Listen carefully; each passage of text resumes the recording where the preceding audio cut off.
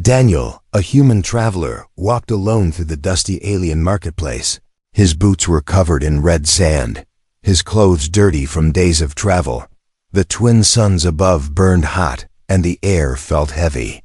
He was only looking for a place to rest, maybe a small meal and some water. But something strange happened before he could take his next step. A very soft voice rose behind him, shaking with fear. "Human, please." The voice said. Daniel turned slowly, expecting maybe a merchant or a beggar. Instead, he saw something he was not ready for. A tiny alien girl stood in front of him. She was maybe 7 or 8 years old. Her glowing lavender eyes were big and full of tears. Her greenish skin was covered in dust, and her little hands trembled. She was holding a small cloth doll, dirty, torn, but clearly precious to her. She lifted the doll with both hands and spoke again. "Please, my doll, for your bread." "Human." "Please." Daniel froze, surprised by her words. He opened his mouth to ask something, but she cut him off as she pointed behind him with a shaking finger. "My sister is eating grass. She is starving." Daniel felt a sudden coldness in his chest. He turned around quickly. There, a few steps away, he saw a much smaller alien child. Maybe 3 years old. She was on her knees, pulling dry grass from the ground and trying to chew it. Her thin body shook with weakness, her ribs showing. Her eyes were half closed, as if she might faint at any moment. The sight hit Daniel like a punch. This was not normal hunger. This was the hunger of children who had been ignored for too long, left alone for too long. He looked back at the older sister. She held the doll toward him like it was a sacred treasure. "Please, take it. It is all we have," she whispered. "Just save her. Please." Daniel knelt down, trying to speak gently. "Where are your parents?" he asked. The girl lowered her head, her small shoulders shaking. "Gone. Both gone. We ran for many days. But we have no food now." Daniel felt a tightness in his throat. These children were alone, hungry, and invisible in the middle of a crowded marketplace. He looked around, hoping someone nearby would step in. But no one stopped. No one cared. Some aliens looked at the children with annoyance. Some laughed a little as they walked by. Some even whispered things Daniel could not understand, but they sounded cruel. He reached for the fainting little sister. As he gently lifted her into his arms, her head fell against his chest. She was burning with fever. Daniel felt his heart race with worry. Before he could stand, he noticed something else. A group of tall alien men stood at the far end of the market. They were watching him, not just watching. Their dark eyes moved between Daniel and the two children, their expressions unreadable but clearly dangerous. Daniel felt a chill crawl up his spine. He slowly stood up with the fainted child. In his arms, the older sister clung to his shirt, afraid he might disappear too. He whispered softly to her, "It's okay. I'll help you." But as they began to walk away, the group of men started moving too. Their steps matched Daniel's. They followed at a distance but with purpose, like hunters following prey. Daniel pretended not to notice, but inside his heart beat faster. Why were they following him? Why were they staring at the children? Who were they? The older sister tugged on his sleeve and whispered, "They will catch us. They want us. Please don't let them take us." Her fear was real, deep and old. Daniel tightened his grip on the small child in his arms. He looked around for an escape path. The marketplace was crowded, noisy, confusing, but the men kept coming closer, their shadows growing longer under the twin suns. Daniel turned into a narrow alley, hoping to lose them.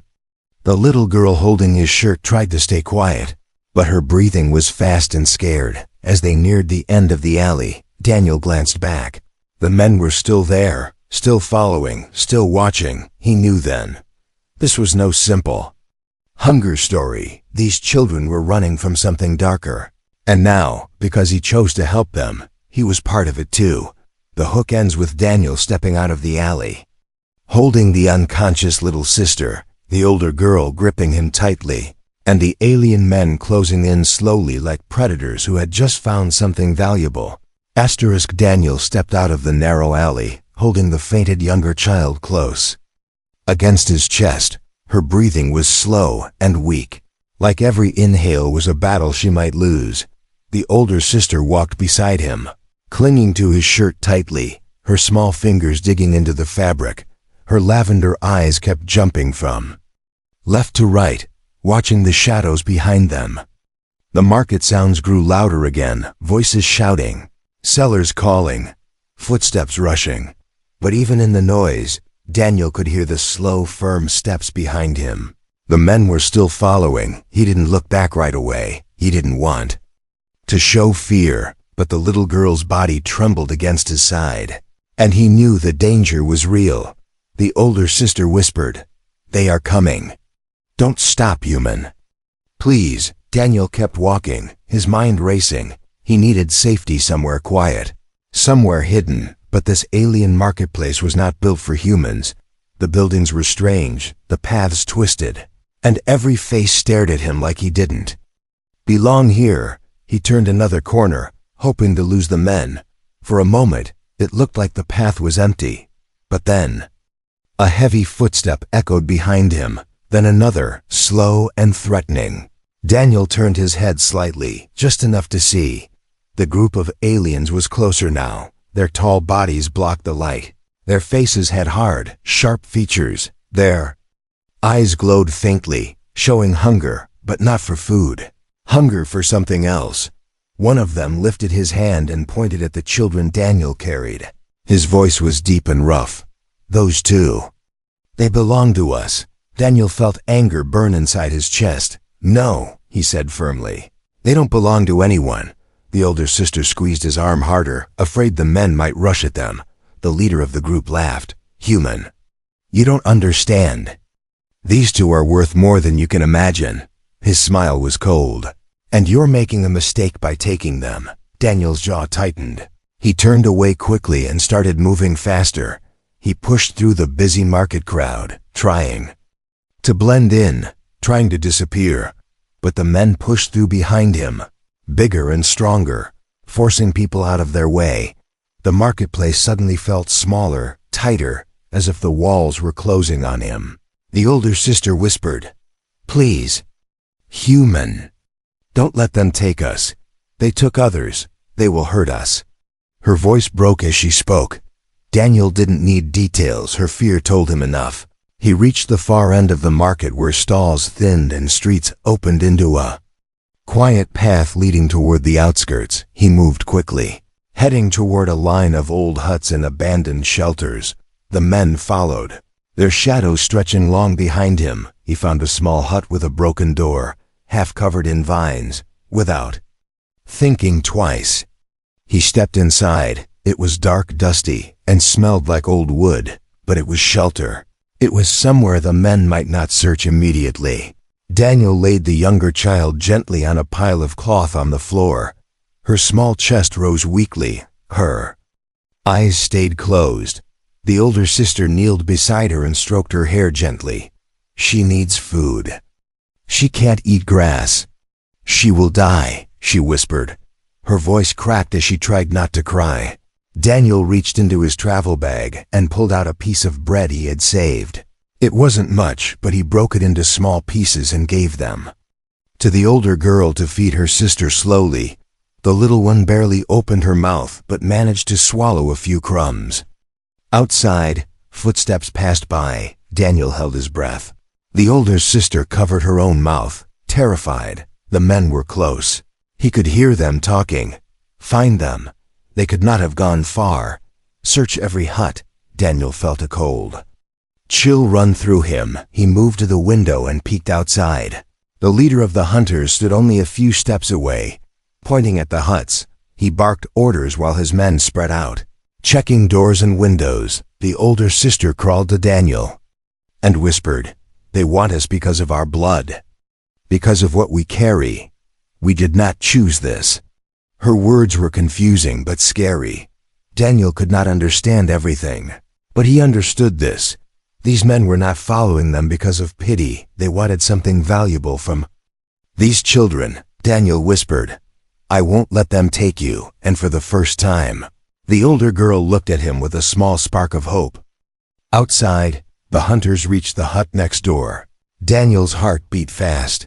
He knew he had only seconds before they reached his door. He took a deep breath, held the girls close, and prepared himself, because helping these children was no longer just an act of kindness. It was a fight, a dangerous fight he had already chosen. Daniel pressed his back against the cracked wooden wall. He could feel every vibration from the footsteps outside. The hunters were close, too close. Their shadows passed by the broken window, long and sharp like claws reaching in. The older Sister Leary held her fainted sibling tightly, whispering a soft hum to keep her calm even in unconsciousness. Her small arms wrapped around the little one with a kind of fear that only children who had lost everything understood. Daniel looked around the hut, searching for something, anything that could help. The place was old, filled with dust, with pieces of broken tools lying in the corners.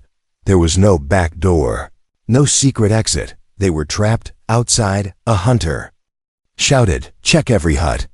Don't let the human escape with them." Daniel felt a strange shiver inside. Why were these children so important? Why did a group of grown alien men chase two starving kids like they were carrying gold? The mystery gnawed at him, but he didn't have time to think, only time to protect. A loud knock hit the hut's door. Daniel grabbed a long wooden stick lying on the ground. It was old, cracked, but it was better than nothing. Leary's eyes widened with panic. "They found us. They always find us. Human, please." Her voice broke again. She was shaking so much she could barely breathe.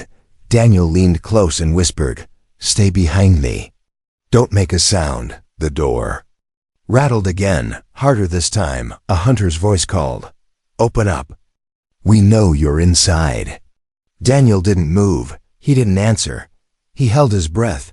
Leary hugged her sister, their tiny bodies pressed together in silent fear. The hunters tried the door again, but then something unexpected happened. Another voice shouted from the distance, "Come quickly. We found tracks going toward the cliffs."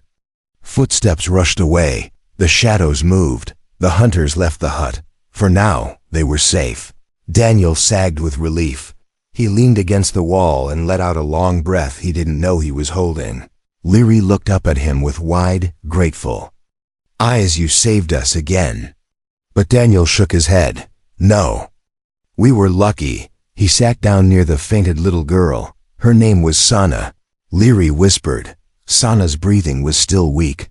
Her small hands were cold. Her eyelids fluttered like she was trapped in a dream she couldn't escape. Daniel reached into his bag and took out his water flask. He held it to Sana's lips. A few drops went in. She swallowed slowly. It was a small improvement, but not enough.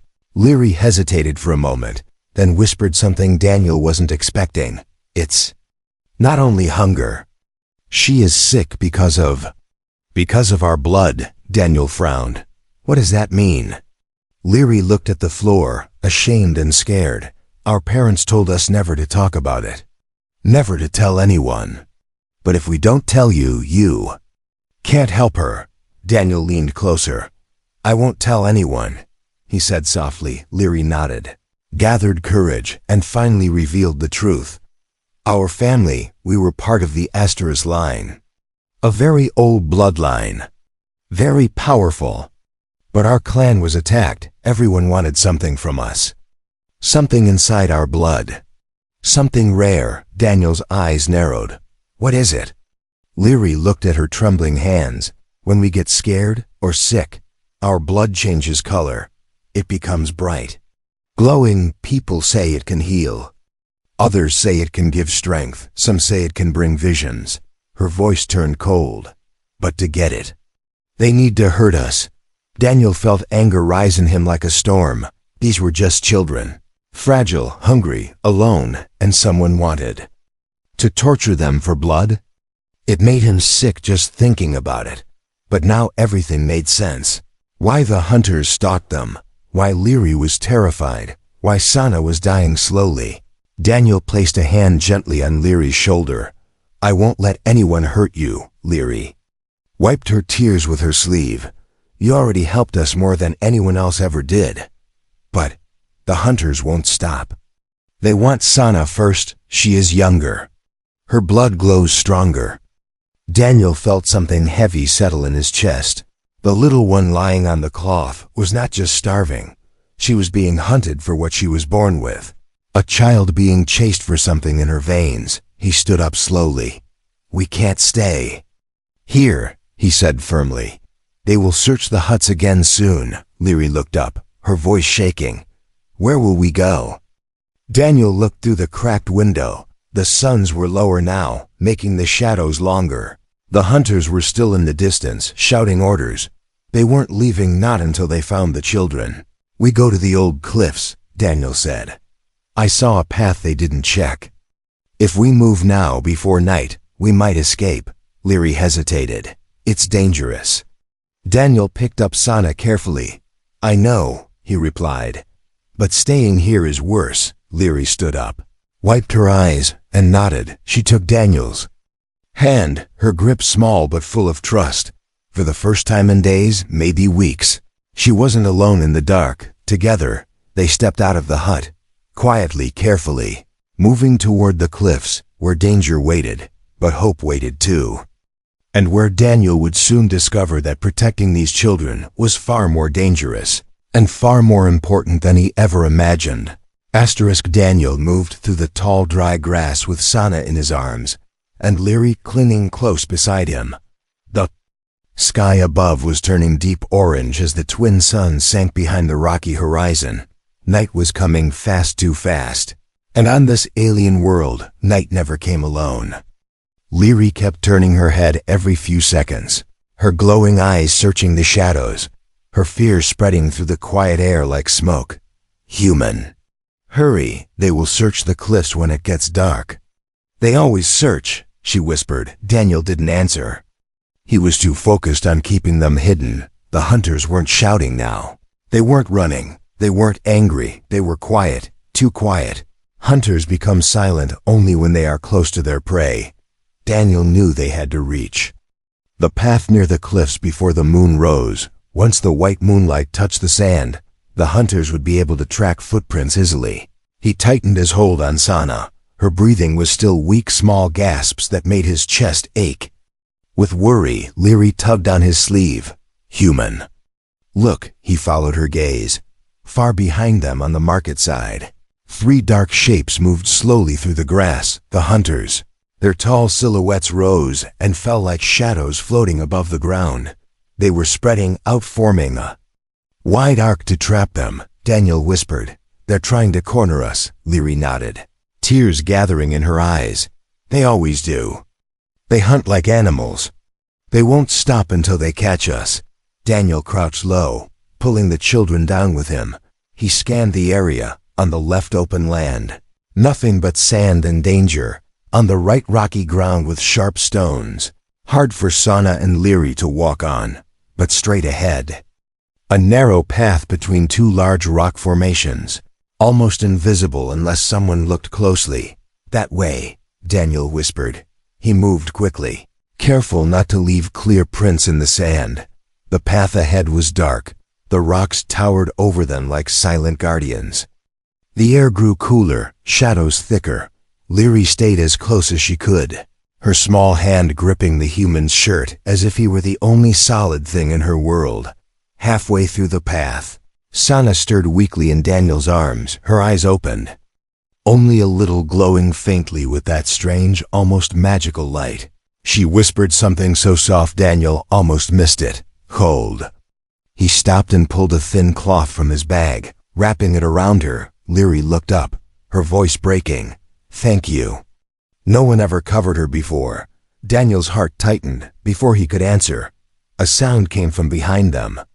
A sharp crack, like a branch snapped under a heavy boot. Leary gasped and covered her mouth. Daniel slowly peeked from behind the rock. One of the hunters stood at the entrance of the path. His dark eyes glowed faint yellow in the half-light. He scanned the area like a predator sniffing the air. His hand rested on a curved blade at his hip. He was alone, but not for long.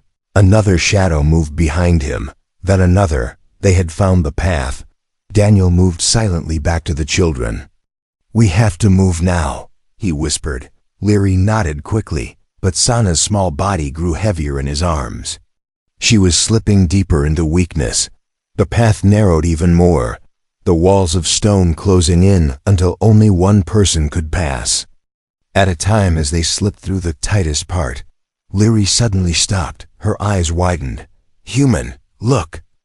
Daniel followed her gaze and saw something carved into the rock. Symbols glowing faint blue, old, ancient. They looked like runes or markings left by some forgotten people. "What is this?" Daniel whispered. Leary swallowed. "My father told stories about these marks. They were used by the old clans, those who protected children like us long ago." Daniel touched one of the symbols. The stone felt warm, surprisingly warm. Like something living inside responded to their presence, but there was no time to understand it. A loud shout echoed behind them. The hunters had reached the narrow part. Their footsteps rushed forward, faster, faster. Daniel grabbed Leary's hand again and pulled her forward. They ran as fast as they could without falling. Sana's cloth shifted slightly as Daniel held her tight against his chest. Her glowing blood pulsed faintly under her skin, a reminder of the danger and the reason they were chased. The path opened at last into a wide cliffside area.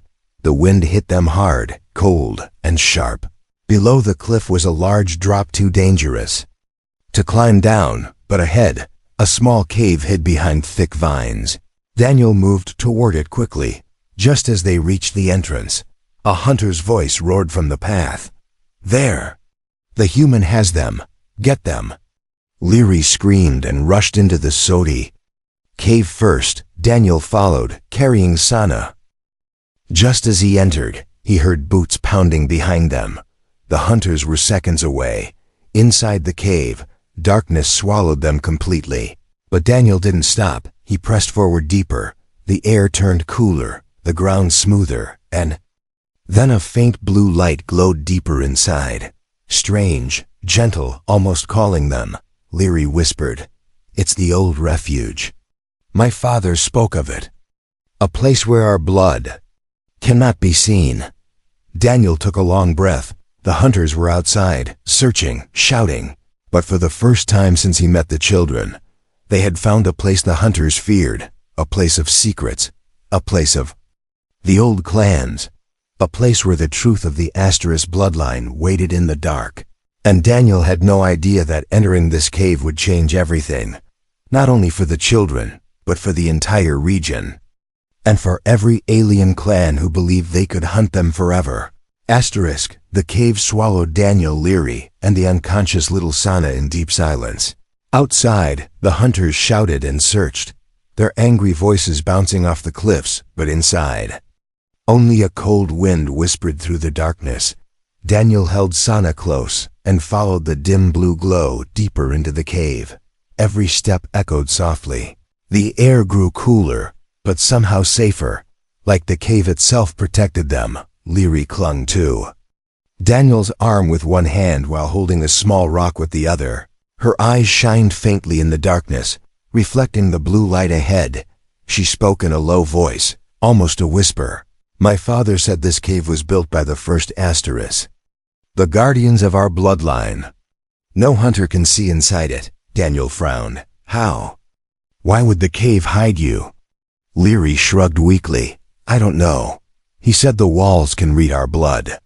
They protect us because we carry the light." Daniel looked down at Sana's tiny face. Her glowing veins pulsed faintly under her skin, weak but still there, whatever this strange bloodline was. It was more than just a rumor. After a few minutes, the narrow hallway opened into a wide chamber. Daniel gasped when he stepped inside. The walls of the cave were covered in glowing blue markings, symbols, spirals, ancient carvings that looked alive. They pulsed with soft light. Like a giant heartbeat, the air inside felt warm, peaceful, almost comforting. Leary stepped forward slowly. Her trembling hand touched one of the glowing symbols. When she made contact, the symbol flared brighter. Then the one next to it lit up too. Then another, until the entire wall glowed like a living star. Daniel stared in shock. "What is this place?" Leary's voice shook. "It's the sanctuary of light. Only the Aster's blood can wake it." As she spoke, a soft hum spread through the chamber. Sana stirred in Daniel's arms. Her breathing grew steadier. Her eyes blinked weakly as if waking. From a long, painful dream, Daniel kneeled and laid her down gently in front of the glowing wall. The light seemed to reach toward her, like it recognized her, like it wanted to protect her. Leary knelt next to her sister and whispered, "Let it. Help her. The sanctuary heals those with our blood." Daniel watched carefully. The wall's light spread like a soft breeze over Sana's small body. Her tiny fingers twitched. Her chest rose a little stronger. Her pale skin slowly gained color. The healing was real. Daniel felt relief wash over him, but he also felt fear, if this place had power. Then the hunters weren't chasing just children. They were chasing something sacred. Leary looked at Daniel with serious eyes. "Human, now you know the truth. We were not chased because we are weak. We were chased because we are valuable." Daniel nodded. "I figured that out." Leary shook her head. "No, not money value. Life value." She pointed at the glowing walls. "These walls were made by our ancestors thousands of years ago. They used their own glowing blood to mark the stones. The blood inside my sister and me. It can heal the sick. It can cure diseases. It can create strength in those who are dying." Daniel felt a chill. "Is that why the hunters want you?" Leary's voice cracked. "Yes. If they catch us, they will keep us alive. Just enough to take our blood whenever they want." Daniel clenched his fists with anger. "They're monsters." Leary lowered her head.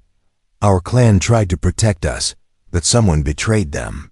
The hunters attacked at night. Everyone died." Her voice broke and she covered her face with her small hands. Daniel placed a gentle hand on her shoulder. For a moment, she leaned into him like a child who had carried too much pain for too long. Before Daniel could comfort her further, a loud boom echoed through the cave entrance. The hunters were back. The sound of rocks falling and boots stomping filled the path outside. Leary's eyes widened with terror. "They are breaking in. They know we are here." Daniel stood quickly. He looked around for something to block the entrance. But the chamber was wide and open, nowhere to hide, nowhere to escape. Then the glowing wall pulsed again. Brighter, stronger, faster. Sana sat up suddenly, her glowing eyes wide open. Her small voice echoed softly in the chamber. "They are coming. We must go deeper." Daniel turned sharply. "Deeper? There's more to this cave?" Sana pointed behind the glowing wall. "There is a path. Only we can open it." Daniel stepped back, unsure, but Leary stood up, wiping her tears. She placed both her hands on the glowing symbol. Sana did the same. The wall rumbled. The stones shifted, and slowly, a hidden passage opened behind the glowing carvings. Daniel didn't hesitate. He grabbed his bag, lifted Sana, took Leary's hand, and together, they entered the secret passage. Just moments before the hunters' shadows reached the chamber, the stone wall closed behind them, silencing the hunters. For now, where the new passage led, none of them knew. But this was no ordinary escape. This was the beginning of something far bigger, something ancient, something powerful.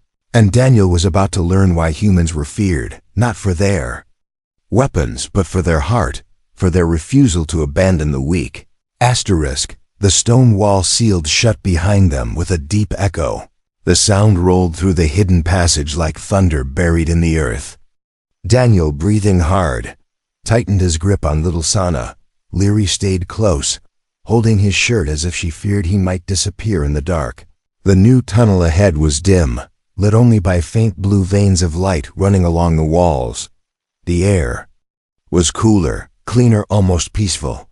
But Daniel could still hear the hunters outside, their angry shouts, their fists pounding on the stone barrier, their blades scraping against the sealed wall.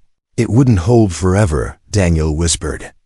We need to keep moving, Leary nodded, though her legs trembled from fear and exhaustion. What is this place? Daniel asked quietly. She shook her head. My father said the sanctuary had many secrets. Paths only the Asterisk children could open. Paths that lead to safety. Or danger. Sana, still weak but awake, lifted her glowing eyes toward Daniel and whispered, It leads to the Heartstone. Daniel frowned. What's that? Sana rested her small head against his chest. It is the oldest place, the center of our bloodline. She touched her chest with a tiny trembling finger. It is where our light comes from. Daniel didn't fully understand, but he understood enough. This passage was ancient. This passage was important, and the hunters would tear the world apart to get down here. The tunnel widened into a huge cavern glowing with soft blue light. Massive stone pillars rose from the ground like giant roots of an old tree. Ancient carvings circled the walls, figures of Asterisk elders, children, symbols, and star shapes. Leary gasped when she entered. Her eyes widened with awe and fear mixed together. This is the chamber of the first light. Sana's breathing grew steadier as the blue light touched her skin. Daniel lowered her gently onto a smooth stone platform in the center of the room. Immediately, the carvings on the platform lit up. Blue lines ran like rivers around her small body. Her veins glowed brighter, her pulse strengthened. The chamber was healing her, just like the story said. Daniel watched, amazed, but Leary grabbed his arm suddenly. Fear returned to her eyes. Human. They will break the wall, and when they do, we have nowhere else to run. Daniel looked around the cavern, searching, thinking. He knew she was right. The hunters were too strong, too determined, and too desperate to get the children's blood. Then something strange happened. A symbol on the far side of the cavern glowed brighter than the others. It pulsed slow at first, then faster like the heartbeat of something alive, Sana whispered. Without opening her eyes, Human, touch it. Daniel looked confused. Me? Why me? Sana's voice was soft but certain. The light chooses the one with the strongest heart. Daniel hesitated. He wasn't special. He wasn't powerful. He was just a human traveler who couldn't walk away from two starving children. But Sana pointed again. Leary nodded. Please. Try. Daniel approached the glowing symbol slowly. It was carved into a large stone arch, an arch that looked like it had been waiting for hundreds of years. He placed his hand on the glowing mark. The entire cavern lit up instantly. A wave of blue light shot across the walls. The pillars hummed with deep energy. The floor vibrated beneath their feet. Leary gasped. The Heartstone. It is answering. You. Daniel stepped back, shocked. What does that mean? But Sana sat up weakly and answered with trembling lips. It means, you are chosen. The old light accepts you. It sees your heart. It trusts you to protect us. Daniel swallowed hard. He had never believed in fate. But this cave, these children, this light seemed to know him better than he knew himself. Before he could speak, the stone floor shook again, but this time from a different cause. A loud thundering crash came from behind the sealed wall. The hunters, they were breaking through. Leary screamed. They're coming. Human, what do we do? Daniel looked at the glowing arch, then at the children, then back toward the echoing path where the hunters would appear any moment. Every instinct in him said one thing. Protect them. He lifted Sana into his arms, grabbed Leary's hand, and stepped into the archway. The symbol glowed brighter, and a hidden door inside the stone opened like a rising star. Behind it was a narrow staircase leading downward, deep into the heart of the ancient world. Daniel took the first step. Leary followed. Sana held tightly onto him. Just as they disappeared into the darkness, the stone door began to close behind them. They heard the hunters' final roar as they broke into the main chamber. Find them. The children must not escape. The door sealed shut, silencing the hunters completely. Now in the new passage, the air grew warmer and the blue light gentler. Sana whispered into the silence. Human. At the end of this path, You will learn the truth of our blood. And why our clan trusted humans more than anyone else. Daniel didn't understand yet, but he would soon, because this path did not lead to escape. It led to destiny, asterisk. The staircase led Daniel Leary and little Sana into a deeper part of the ancient sanctuary. The air grew warmer, almost gentle. Blue lights glowed along the walls like thousands of tiny stars guiding their steps. Sana held onto Daniel's neck, her breathing stronger but still. Soft, Leary stayed beside him, clutching his shirt, unsure if they were walking towards safety or something even more dangerous. At the bottom of the stairs, the passage opened into a massive hall. Daniel gasped when he saw it. The ceiling rose high like the dome of a giant temple. The walls were carved with ancient symbols, glowing softly. In the center stood a tall crystal, not clear, not cold, but alive with swirling light. Blue and white colors danced inside it like flowing water. Sana pointed with a tiny trembling hand. That is the Heartstone. Daniel felt the entire hall humming with energy. It was warm, comforting, powerful, like the heartbeat of a living world. Leary took a step forward, awestruck. My father said the first asterisk made it to protect us. Only the pure can stand before it without fear. Daniel wasn't sure he belonged here. He was only a human, a traveler who stumbled into something far bigger than himself. But Sana whispered, "You are chosen. The Heartstone called you." As they approached, the crystal brightened. It reacted to the children first. Their glowing veins pulsed in harmony with the stone. The light embraced them warmly. Then the Heartstone turned its glow toward Daniel. He froze, shocked. It responded to him too. The light grew stronger, as if greeting an old friend. Leary looked at him with wide eyes. The sanctuary. It accepts you as one of us. Daniel shook his head. That makes no sense. But Sana smiled faintly. It does. The old ones trusted humans long ago. Because humans protect even when they gain nothing. Because humans care. Her small fingers touched the Heartstone. Suddenly, the hall filled with images, glowing shapes, memories, visions of the past. Daniel saw the ancient Asterisk clan. Tall beings with light flowing in their veins. He saw them standing beside human explorers from long ago, working together, sharing knowledge, protecting each other. Then he saw the hunters, the shadow clans, attacking the Asterisks in jealousy and greed, trying to steal the glowing blood that could heal and strengthen. The vision showed too. Final Asterisk elders sending their children away, Leary and Sana's parents, telling them to run and survive, promising that one day a protector would come. When the visions faded, Leary's face was full of tears. They knew the hunters would come. They knew we would be alone. Her voice cracked. But they also knew someone would save us. Daniel looked away, trying to hide his emotions. I didn't do much, he whispered. I just couldn't leave you. Sana shook her head gently. You did something no one else did. You saw us. Not as blood, not as tools, not as something to sell, but as children. The Heartstone pulsed brightly at her words. A warm wave of energy spread through the hall. It reached Leary first, strengthening her limbs.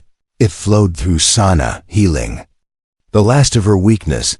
Then it wrapped around Daniel. He felt a soft warmth settle in his chest. A connection, not painful, not strange, but comforting.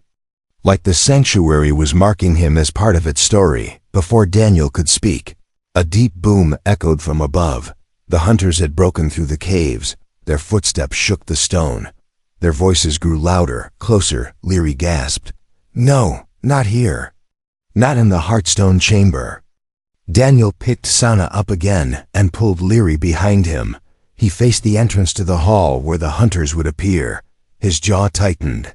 His heart pounded hard but steady. He wasn't leaving this place, not without protecting them. Leary tugged his arm desperately. Human, run. Please, you can't fight them. But Daniel shook his head. I'm not running. His voice was calm, strong, like stone. Suddenly the Heartstone behind him flared with blinding light. A wave of energy shot across the hall. Daniel turned sharply. The stone was reacting. To his decision, to his heart, to his courage, Sana whispered in awe, "It chooses him." The Heartstone accepts the human as a guardian. The word echoed through the hall. Guardian. Daniel stared at the glowing crystal. "You've got the wrong guy," he muttered, but the Heartstone disagreed. Its light wrapped around his arms, his chest, his hands, not giving him power, not turning him into something else, but amplifying what was already there. His determination, his compassion, his courage. The hunters burst into the hall. Their eyes widened at the sight. A human standing before the Heartstone, glowing with ancient light. Children behind him, protected, safe. The hunters shouted, "Get them!" Daniel stepped forward and his voice echoed through the hall, "You will not touch these children." The Heartstone pulsed. A shockwave burst outward, a wave of pure energy that threw the hunters back, sending them crashing into the stone walls. Their weapons fell from their hands. Their bodies trembled with fear, not from the power, but from the truth. They saw what the Heartstone had chosen, a human. One hunter whispered in terror, "Humans. They are dangerous because they protect." The hunters turned and fled, their fear louder than their footsteps. They knew they had no place in the Heartstone's presence now. When silence returned, Leary and Sana rushed to Daniel. Leary hugged him tightly. "You saved us. Not because you were strong, but because you refused to leave us." Sana took his hand. "Will you stay with us? Will you protect us? Please, human." Daniel kneeled. He placed one hand on each of their small heads and spoke softly but firmly, "You're not alone anymore. I'm with you. Forever." The Heartstone glowed warmly, as if blessing the promise, and so the legend spread across the land. The Astra's children were saved not by their own power, not by warriors, not by armies, but by a human, a simple traveler with a strong heart, a guardian, chosen not by blood, but by compassion. And the galaxy whispered a new truth. Humans are dangerous because they care too deeply, and they never let the weak suffer alone.